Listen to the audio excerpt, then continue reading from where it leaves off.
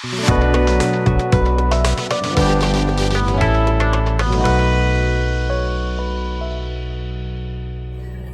an Institute Relations Associate at Atlas Network, and for those of you who may not be familiar, we are a nonprofit organization based in Washington, D.C.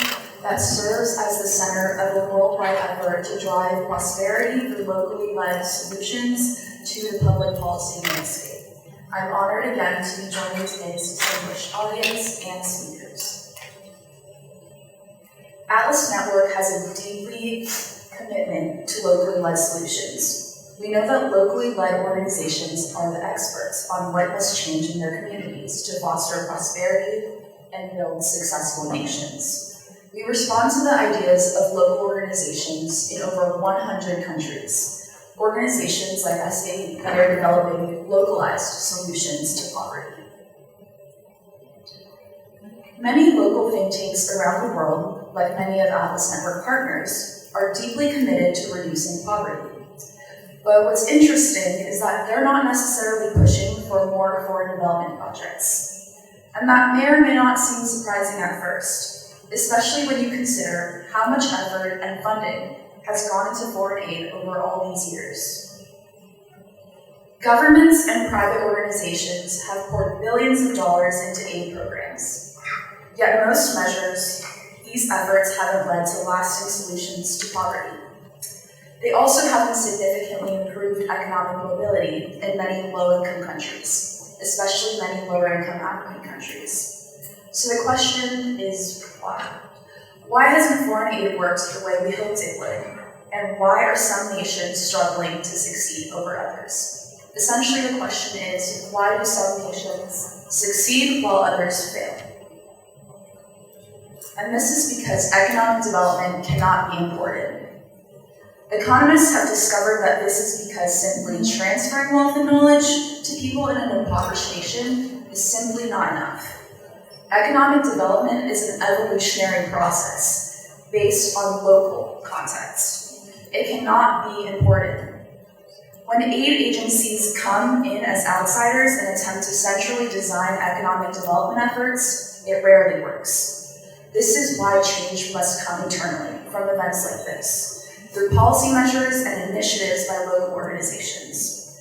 While we support over 500 partners across the world, when it comes to taking action, Atlas Network takes a step back and lets the experts, such as Aceye, take the lead.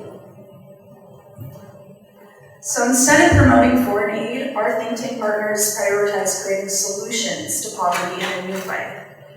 These solutions center around expanding economic freedom for low-income populations, allowing them choice and opportunity. When it comes to achieving prosperity, we have learned that institutions such as property rights, free trade, and free markets, like my colleague Fred mentioned, are key.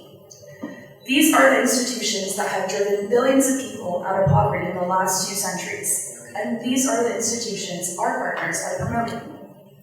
Research has shown that prosperity and wealth stem from the guarantee of economic freedom and the institutions that support that freedom.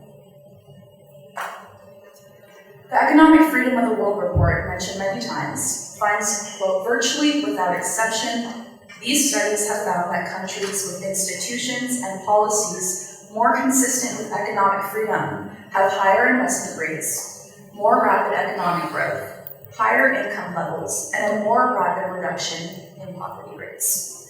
Additionally, entrepreneurship flourishes when their economic freedom is protected. And this is very clear in just overall macroeconomic data. Each year, as mentioned, the Economic Freedom of the World report annually measures economic freedom environment of each country and ranks them in relation to one another. Using this data, let's take a look at the case of Korea, here shown by the trend highlighted in white. As you can see on this graph, sweeping reforms from the 1980s drastically increased Korea's level of economic freedom. In this graph, with the trend in blue, economic activity and productivity, such as entrepreneurship and trade, exploded following economic freedom reforms in Korea, resulting in vastly increased GDP per capita. And you can see this trend is in sharp contrast with that of other East Asian countries that did not undergo the same reforms that Korea did. In the rest of the region, where economic reform, freedom reform has been sluggish, this growth has clearly not happened. This becomes even more interesting when we compare the case of Korea to countries in Africa.